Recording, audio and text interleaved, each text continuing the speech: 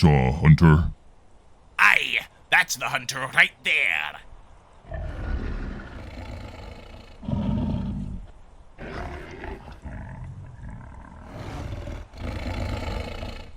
No, that's just berries. Ah, damn it! If that's just a pile of berries, why does it keep throwing that wretched sonic bomb at me? Well, obviously, you're scaring them. Scaring them? I've had enough of this!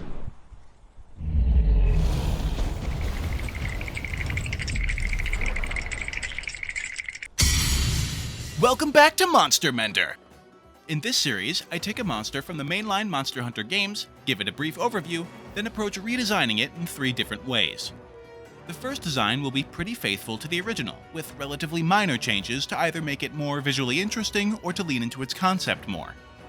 Then, I'll take the idea behind the monster and make a completely new design based on that, the monster I might make if I were given the prompt I assume the designers got.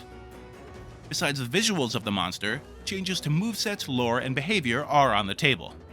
Finally, I'll create a third illustration, even further separated from the monster I started with. It'll be boiled down to just a few keywords, and I'll give myself freedom to do whatever I want with the rest of the design. Same things can be changed in this version as in the second design, but more extreme modifications are also allowed, up to and including the monster's class. The monster's role in the game will still be taken into consideration in each approach, which I think is an important part of their design rationale, both mechanically and visually. It also prevents me from making monsters I don't like into punching bags, and cranking up my favorites into apocalyptic elder-level threats. Before we move on to the meat of the episode, I want to extend a huge thank you to my friend Dino for graciously doing the Diablos animation. They did it for free because they're really cool, and they saved this video from being another week in production. Check out their Twitter, they make really good stuff. Now then, it's time to take a look at our viewer-suggested sinewy sand-swimming Piscine, Cephadrome.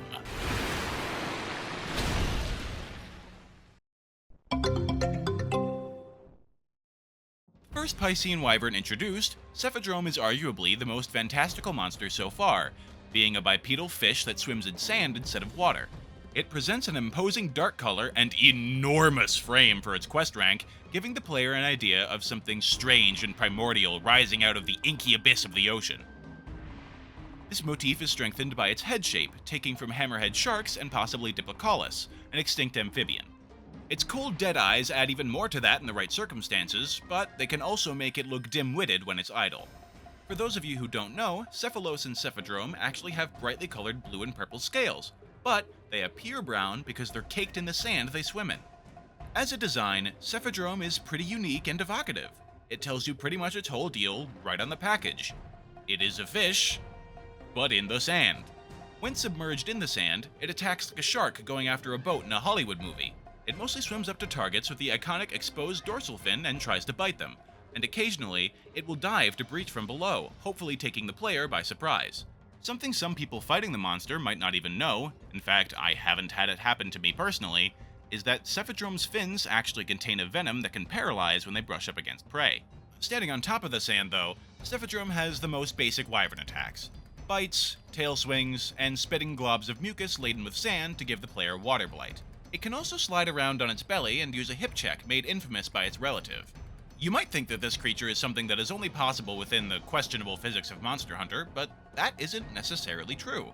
This monster has a real-life equivalent, the aptly named sandfish. The lizard's hunting strategy involves it burying its head to better listen for the footfalls of insects on the sand.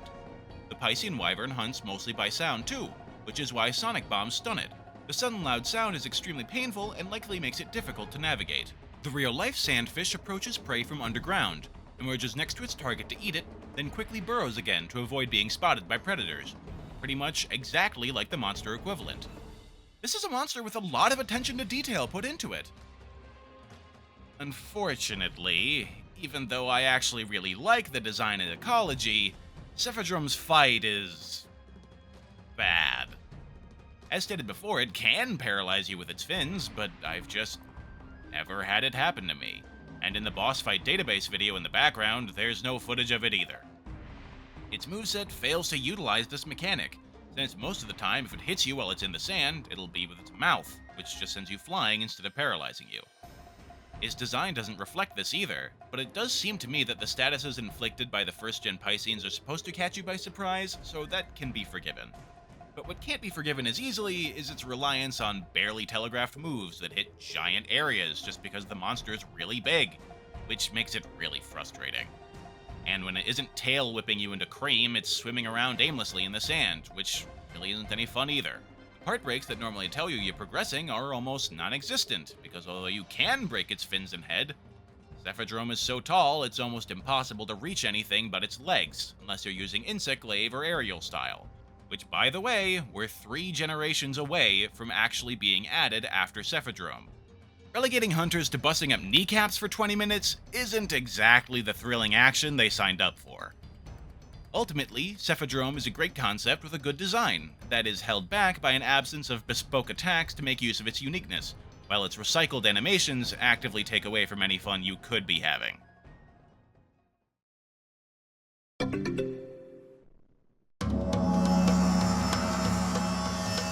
So, because of Cephadrome's sticking points, this will actually be my most drastic redesign so far. I don't think that Cephadrome's design is bad or even bland, but it doesn't give a lot of room for unique attacks to spice up the fight, so I wanted to give it more to work with. I actually chose to swap its ray-finned design for something closer to the lobe-finned Piscenes of later generations. With more muscular fins, it will be able to utilize them much more, bringing its paralytic venom to bear. To these fins, I also added some stingers inspired by the plates of tooth armor on sucker catfish, which will actually warn the player about the venom. Since I'm making paralysis a more central part of the moveset, I want players to get an intrinsic understanding that they should avoid the spiny fins.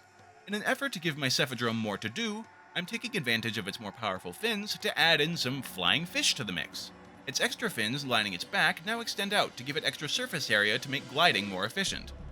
Cephadrome swimming across the arena is no longer just an annoyance, but a threat. When far away, it will attempt to quickly close the distance by launching itself out of the sand to glide at the player, either crashing into them mouth first, or clipping them with its wings so it can finish the job by attacking from below. In its original form, Cephadrome is nearly blind, which makes it difficult to attack things from the air. So one invisible change I would like to make is to give it thick nictitating membranes to protect its eyes underground, which peel back when it peeks its head out. Still, hearing is its primary sense, so you might expect me to give it ears like some of the other wyverns. But in this case, ears would just get in the way. In media denser than air, like water or sand, sound actually travels more easily. The sandfish, as well as underwater animals, don't receive sound through ear holes, but through solid structures like scales in the case of the lizard or jawbones in dolphins. That may be what Cephadrome's wide head is for, giving it a big receiver for vibrations so it can pinpoint the direction of prey from a distance, so I'll just make it wider. Speaking of size, I'm shrinking Cephadrome. I would love to instead boost its stats to reflect its current size, but I promised I wouldn't be buffing monsters. And Wilds is showing us that minion monsters can be very similar in size to their boss, like with Doshagama, so I'll just bring the big fish a little closer to its underlings instead. Cephalos are weirdly massive anyway. I think they're primed to take advantage of this change. Also, let me clear up a misconception some of us, including me, have believed. Piscine wyverns are related to the rest of the wyverns. They aren't a separate branch of fish that are making their way to land, though I really did like that idea when I thought it was true.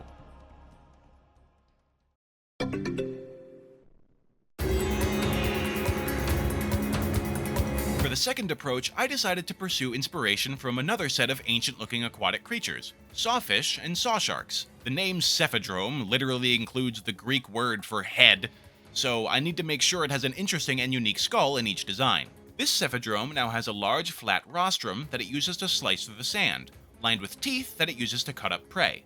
Like sawsharks, it is extremely sensitive to electrical signals like those produced by contracting muscles, which is an extra tool this Piscine can now use to find prey buried in the sand, and even make its ambushes from below ground lethally accurate, even if its prey has noticed it and has stopped walking to avoid making noise.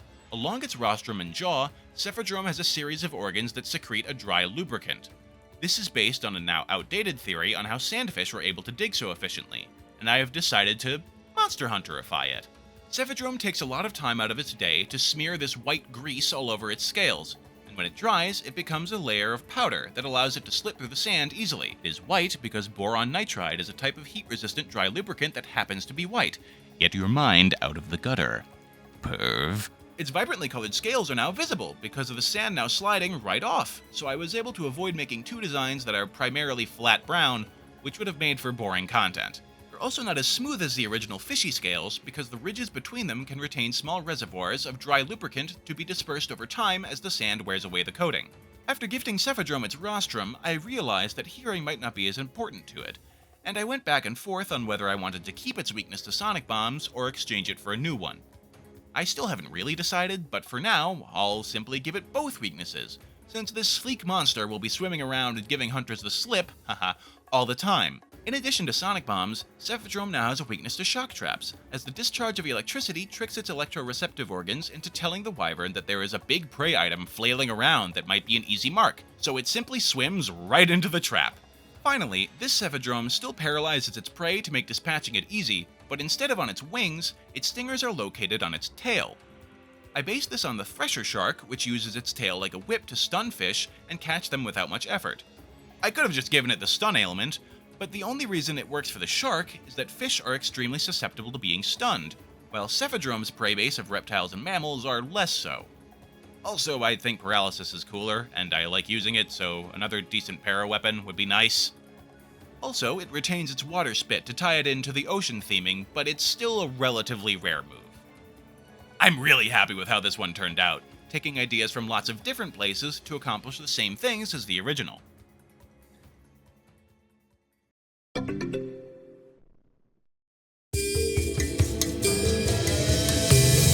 now for the final design, you can see that I spent some time conceptualizing a design change, because I realized when I was working on this video that the design didn't have an exceptional head for something named after it, except for a little bit of flair I'll get to in a minute. So I took the opportunity to change up a few things. This approach takes the idea of a sailfish and turns it up to 11. It has a tall dorsal fin for catching the winds, and its legs and tail can snag even the slightest breeze coming from any direction. Instead of swimming in the dunes like a big hot ocean, Cephadrome acts like a living sailboat, taking advantage of the blistering winds to skim across the surface to hunt for prey at high speed while using almost no energy at all. When the air is still, though, it has a powerful tail it can beat like a motor of a speedboat to charge or change direction on a dime. I even wrote a bit of world building around this idea. People of the desert villages say that their ancestors were the first to invent the ship. They observed the way that Cephadrome moved and copied it to get across the deserts. Only later were they adapted for the oceans, and one day, the sky. I think we could use more monsters that visibly impact the direction of humanity, which was why I went for this idea. The fighting strategy of this monster is now to ride the winds to crash into prey at high speeds, giant mouth open wide to scoop up anything small in one gulp, or start taking chunks out of anything too big to be swallowed whole. Its unenraged moveset consists of focused, quick but avoidable attacks, similar to Odogaron. Upon enraging, though, it reveals that flare I mentioned at the beginning of this voiceover. Like a sarcastic fringe head, it unfolds a garishly colored flag structure around its jaws, and it begins to move much more quickly, catching even more air with its mouth sails, and increasing the width of its charging attacks. Since it spends no time under the sand, it doesn't need good hearing, so sonic bombs won't work. All of this sounds like a massive buff for Cephadrome. Didn't I just say I wouldn't be doing that? Well, yes. For one, I removed the paralysis. This version doesn't really need it, but more impactfully, this is meant to teach about the importance of part breaks. Breaking its fins throws off its ability to use them as sails, slowing down its attacks, and breaking its tail makes it likely to trip at the end of its charges when it isn't enraged, like an exhausted Tigrex. Monsters whose move pool constantly turn their entire bodies into hitboxes are very annoying to fight though, so expect lots of end lag after many of Cephadrome's attacks, as well as plenty of biting and tail slapping, and more use of its spitting attack. It tends to swallow a lot of sand by accident with its huge mouth. In my opinion, this is the furthest from the original I have made a design go so far, but I think that's completely justified by the huge variety of sea creatures there are to draw ideas from, and from how universally panned the existing Pisceans are.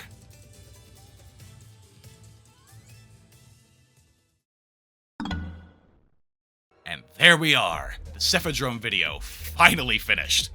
I'm sorry it took so long. Working on this one was tough. Don't get me wrong, this was really fun to work on, but for whatever reason it took me forever to get anything done. On a related note, please go thank Dino for making this video take 1 week less time to make. That Diablos animation from the beginning would have taken me ages to do alone. I am terrible with cell animation. am not very experienced with painting backdrops either, so I thought this would be a good time to try it out, since deserts are so simple. Let me know if I should just stick to the stock background or try to give monsters a scene to inhabit in the future. Also, the Discord server is up. I got a few comments asking about one, so I renovated the Discord for an old Ark Survival Evolved project. I can't wait for you all to give me an excuse to procrastinate while working on the next episode. As per usual, there will be a pinned comment for you to submit your suggestions for the next monster. If one in particular gets a lot of attention, I'll bump them up in the queue. Funny enough, Cephadrome was next anyway, but it was disproportionately asked for, so that worked out for me. While you're down there, rupture that like, shred that subscribe, and uppercut all the other buttons the algorithm demands. Happy hunting!